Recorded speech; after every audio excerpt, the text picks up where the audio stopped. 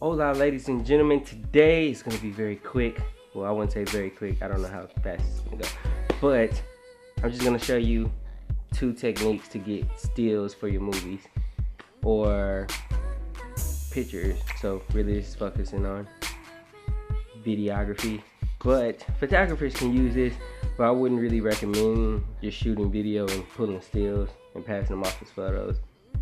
But yeah, so the things you will need for this tutorial is a movie. You will need a computer. You will need Microsoft Paint, or I don't know what Mac has. Or you will need Adobe Premiere Pro, CS, whatever. But yeah, so right now we're gonna go to our computer and I'm gonna show you how to do this. So right now we are in Premiere, and what I'm gonna do is I'm gonna hide my taskbar because I don't want that to come up. So right now I've got a clip that I shot back in December, and it's of my girlfriend's little cousin, and he's just playing. And I'm just gonna show you how to take the still from this. So how I take a still is I don't use the actual preview window. So I just pull it straight into the timeline. So we're gonna do that, and then we're gonna come in and find exactly where we want the still to happen. So we don't want that, it's out of focus. And this thing just makes it go slower and faster if you're used to Premiere. So really we can just click through and see where we want the still from. So right here seems good. I mean, he seems in focus and reasonably sharp. So right now we're just gonna hit this thing, and it's export frame. So hit that still one, saved it to the desktop. If we go back to our desktop, then we can see that we have the still right here.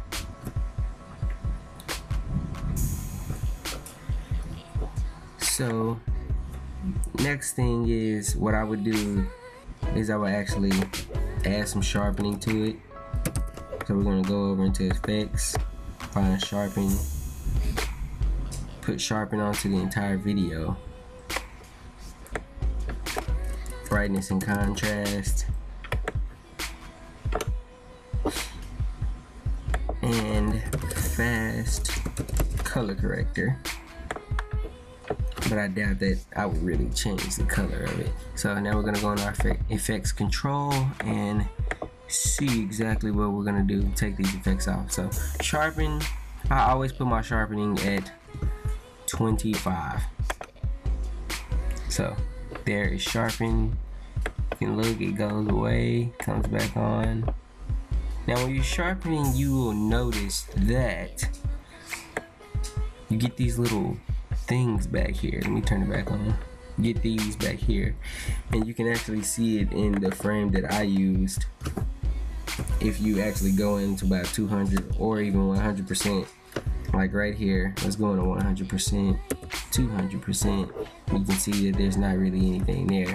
But in my next picture, you can, in the final, you can actually see what the sharpening did. And it's kind of like, I'm not sure if the word is more or something like that, but yeah, that's what it is. So let's get back into Premiere. So we've added the sharpening. Now we're gonna go into brightness and contrast. Let's turn the effect on. Contrast, let's see what it looks like at 7. It's alright. Let's bring it down just a little bit, -2. Now remember, this is a JPEG, so you can't really do what you would do with a raw image. And color correcting, this is really, I would use it for white balance. So we're gonna take our eyedropper and click the wall, because that's what was white. But I don't like that. I like the warmness I'm getting from it. So I'm gonna leave it alone, and I'm gonna increase the saturation about 110. Get some more color in there. And that's what I would do. If I wanted to make it black and white, I would simply go to tint and I would drop that onto my clip, and this makes it black and white. Control X, take that off, and here we have another still. Export that, the corrected still. And for the movie look, since I'm not shooting true widescreen or anamorphic, I'm just gonna go ahead and bring in my overlay for my letterboxing, and you can see that it cuts off a good amount of the frame. So what I can actually do is, let's select the clip and drag it to where I want it. So if I want more of his head in, we'll just drag it down. And this is for using this for promotion of a movie that you might put out, like you see it on the back of DVD covers or Blu-ray covers now. And just drag it back over and you will have his head more in frame rather than the elbows, because the head is more important than the elbows. So now you just export the frame again, and voila, you pull the frame from Adobe Premiere Pro. It's simple as that. So here we go with our first frame that is not color corrected, the second one with the letterboxing. Let me see, things got a little mumbo jumbo. So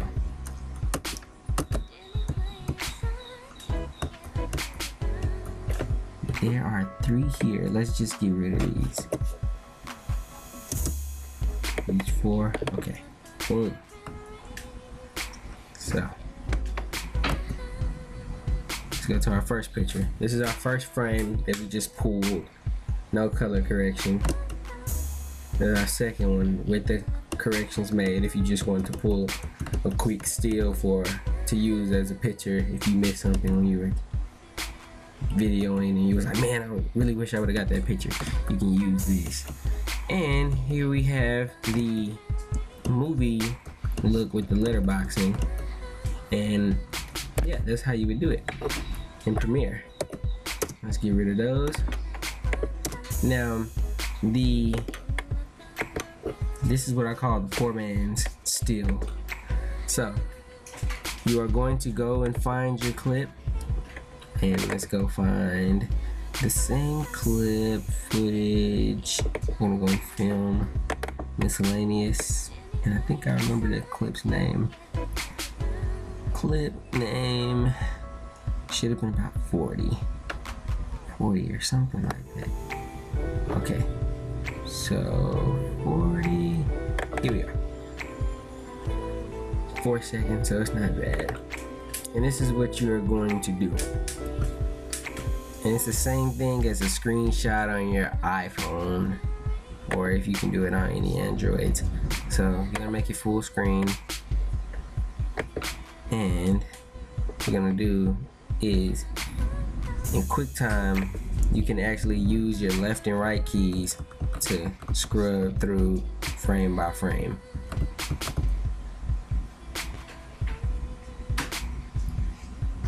So boom, we want that.